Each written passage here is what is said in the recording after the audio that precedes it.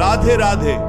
आज का यह समय, आज का यह पल बहुत ही खास है, क्योंकि आज हम उस विषय पर गहराई से बात करने जा रहे हैं जो हम सबके मन को दिन रात घेरे रहता है। चिंता, भविष्य की चिंता, कल क्या होगा, कैसे होगा, क्या मुझे वो मिलेगा जिसकी मैं कामना कर रहा हूं, या मेरे हाथ सिर्फ निराशा लगेगी। हम सब इसी भाग दौड़ में लगे हुए हैं। हम दिन रात बस यही सोचते रहते हैं कि हमारे कल को कैसे सुरक्षित किया जाए। लेकिन एक बहुत ही खूबसूरत और अटल सत्य है, जो आपके नसीब में है वो आपको जरूर मिलेगा। तो चिंता मत करो। यह सिर्फ कहने की बात नहीं है, यह जीवन का सबसे बड़ा और गहरा सार है। जब हम इस दुनिया में आते हैं तो हमारा भाग्य, हमारा नसीब हमारे साथ ही लिखा जा चुका होता है। परमेश्वर ने, उस विधाता ने हर किसी के लिए कुछ न कुछ तय कर रखा है। फिर हम क्यों इस बात को लेकर परेशान रहते हैं कि हमारे पास क्या नहीं है। जो चीजें हमारे पास नहीं है, हो सकता है वो हमारे नसीब में ही ना हो, और जो चीजें हमारे लिए बनी हैं वो पूरी दुनिया की कोई भी ताकत हमसे छीन नहीं सकती। चाहे परिस्थितियां कितनी भी कठिन क्यों ना हो जाएं, चाहे रास्ते कितने भी दुश्वार क्यों ना लगें, जो तुम्हारा है वो तुम्हारे पास किसी न किसी तरह से पहुंच ही जाएगा। बस समय का फेर होता है, और हम इंसान इसी समय के फेर को समझ नहीं पाते। हम बहुत जल्दी घबरा जाते हैं। हम चाहते हैं कि जो हमने सोचा है वो अभी इसी वक्त पूरा हो जाए, और जब ऐसा नहीं होता बिसी, तो हम तनाव में आ जाते हैं। हम ईश्वर से शिकायत करने लगते हैं, हम अपनी किस्मत को कोसने लगते हैं। लेकिन हम ये भूल जाते हैं कि हर चीज का एक सही वक्त होता है। एक बीज को पेड़ बनने में भी समय लगता है। आप बीज बोते ही फल की उम्मीद नहीं कर सकते। उसे खाद चाहिए, पानी चाहिए, और सबसे ज्यादा उसे समय चाहिए। प्रकृति का यही नियम हमारे जीवन पर भी लागू होता है। चिंता एक ऐसा दीमक है जो इंसान को अंदर ही अंदर खोखला कर देता है। कहा भी गया है कि चिंता और चिता में बस एक बिंदी का ही तो फर्क होता है। चिता तो इंसान को मरने के बाद जलाती है, लेकिन चिंता जीते जी इंसान को हर पल जलाती रहती है। आप खुद सोचिए, क्या चिंता करने से आपकी कोई भी परेशानी हल हुई है? क्या रात भर जागकर और कल के बारे में सोच सोचकर आपने कुछ हासिल किया है? नहीं, बल्कि आपने अपना आज भी खराब कर लिया। आपने अपनी शांति खो दी, अपना सुख खो दिया। ईश्वर ने हमें यह जीवन चिंताओं के बोझ तले दबने के लिए नहीं दिया है। यह जीवन तो एक उत्सव है, एक यात्रा है, जिसमें उतार चढ़ाव तो आएंगे ही। जब समुद्र में लहरें उठती हैं तो क्या नाविक नाव चलाना छोड़ देता है? नहीं, वह उन लहरों का सामना करता है। उसे अपनी नाव पर और उस विधाता पर पूरा भरोसा होता है। हमें भी अपने जीवन की नाव उसी भरोसे के साथ चलानी है। जब आप ये मान लेते हैं कि जो आपके लिए सही है वो आपको जरूर मिलेगा, तो आपके मन का सारा बोझ उतर जाता है। आप प्रकृति को ही देख लीजिए। क्या एक पक्षी कभी इस बात की चिंता करता है कि उसे कल दाना कहां से मिलेगा? वो सुबह उठता है, अपने पंख फैलाता है और आसमान में उड़ जाता है।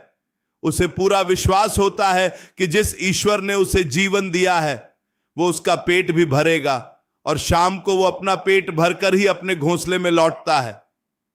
हम तो इंसान हैं, हमें तो सोचने समझने की इतनी अद्भुत शक्ति दी गई है, फिर हमारा विश्वास इतना कमजोर क्यों हो जाता है? दरअसल हम चीजों को नियंत्रित करना चाहते हैं। हम चाहते हैं कि हर बात हमारे हिसाब से हो, लेकिन जीवन का नियंत्रण हमारे हाथों में है ही नहीं। हमारे हाथों में सिर्फ हमारा कर्म है। गीता में भी तो यही कहा गया है कि कर्मण्येवाधिकारस्ते मा फलेषु कदाचन, यानी तुम्हारा अधिकार केवल कर्म करने में है, उसके फलों में नहीं। तुम पूरी ईमानदारी से अपना काम करो, अपनी मेहनत करो, लेकिन उसका परिणाम क्या होगा यह उस विधाता पर छोड़ दो, क्योंकि वो जो भी देगा वो तुम्हारी सोच से कहीं बेहतर होगा। कभी कभी हमें लगता है कि हमें वो नहीं मिला जिसके लिए हमने इतनी मेहनत की थी, और हम निराश हो जाते हैं। लेकिन कई बार ऐसा होता है कि ईश्वर हमें वो नहीं देता जो हम मांग रहे होते हैं, बल्कि वो हमें वो देता है जिसकी हमें वास्तव में जरूरत होती है। हमारी दृष्टि बहुत सीमित है, हम केवल आज का देख सकते हैं, लेकिन वो ईश्वर तो त्रिकालदर्शी है। वो हमारे बीते हुए कल को भी जानता है और आने वाले कल को भी। इसलिए अगर आज कोई काम नहीं बन रहा है तो उसमें भी शायद कोई बड़ी भलाई छुपी होगी। शायद ईश्वर आपको किसी बड़ी मुसीबत से बचा रहा है। अपने नसीब पर भरोसा रखना सीखिए। इसका मतलब यह बिल्कुल नहीं है कि आप हाथ पर हाथ रखकर बैठ जाएं और कुछ ना करें। कर्म तो करना ही पड़ेगा। भाग्य और कर्म एक रथ के दो पहिए हैं। जब दोनों साथ चलते हैं तभी जीवन की गाड़ी आगे बढ़ती है। आपको अपनी पूरी क्षमता के साथ मेहनत करनी है, अपने लक्ष्यों की तरफ कदम बढ़ाना है, लेकिन उस मेहनत के पीछे चिंता का भाव नहीं होना चाहिए, बल्कि विश्वास का भाव होना चाहिए कि मैं अपना सर्वश्रेष्ठ कर रहा हूं और जो मेरे नसीब में होगा वो मुझे अवश्य मिलेगा। जब इंसान के मन में यह भाव आ जाता है तो वह हर परिस्थिति में शांत रहना सीख जाता है। चाहे सफलता मिले या विफलता, वह विचलित नहीं होता, क्योंकि वह जानता है कि यह तो बस एक पड़ाव है, मंजिल नहीं। मंजिल तो विधाता ने पहले से तय कर रखी है और उस मंजिल तक पहुंचने के रास्ते भी वही बनाएगा। हम अक्सर दूसरों से अपनी तुलना करके भी बहुत परेशान होते हैं। हम देखते हैं कि फला इंसान के पास इतनी दौलत है, उसके पास इतनी सुख सुविधाएं हैं, वो इतनी जल्दी सफल हो गया और मैं अभी तक संघर्ष ही कर रहा हूं। लेकिन मेरे दोस्त, हर इंसान की अपनी एक अलग यात्रा होती है, हर इंसान की अपनी एक अलग घड़ी होती है। जो समय उसके लिए सही है, जरूरी नहीं कि वो तुम्हारे लिए भी सही हो। गुलाब को खिलने का अपना समय होता है और कमल के खिलने का अपना। तुम किसी और की घड़ी से अपने जीवन का समय मत मिलाओ। तुम्हारे नसीब का हिस्सा सिर्फ तुम्हारे लिए है, उसे कोई और नहीं ले जा सकता। अगर कोई चीज तुम्हारे लिए बनी है तो वो पूरी कायनात पार करके भी तुम तक पहुंच जाएगी, और अगर कोई चीज तुम्हारे लिए नहीं है तो वो तुम्हारे हाथों के बीच से रेत की तरह फिसल जाएगी, तुम उसे रोक नहीं पाओगे। इसलिए व्यर्थ का मोह छोड़ दो। जो चला गया उसके लिए रोना कैसा, और जो आने वाला है उसकी चिंता कैसी।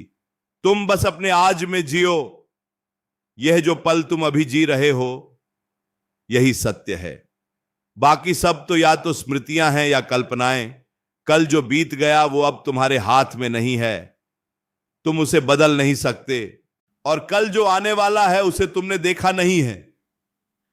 तो फिर क्यों ना इस पल को पूरी तरह से जिया जाए। आज जो तुम्हारे पास है, जो लोग तुम्हारे साथ हैं, जो सांसें तुम ले रहे हो, उसके लिए ईश्वर का धन्यवाद करो। आभार व्यक्त करना बहुत बड़ी शक्ति है। जब हम उस चीज के लिए धन्यवाद देते हैं जो हमारे पास है, तो हम अपने जीवन में और भी अच्छी चीजों को आकर्षित करते हैं।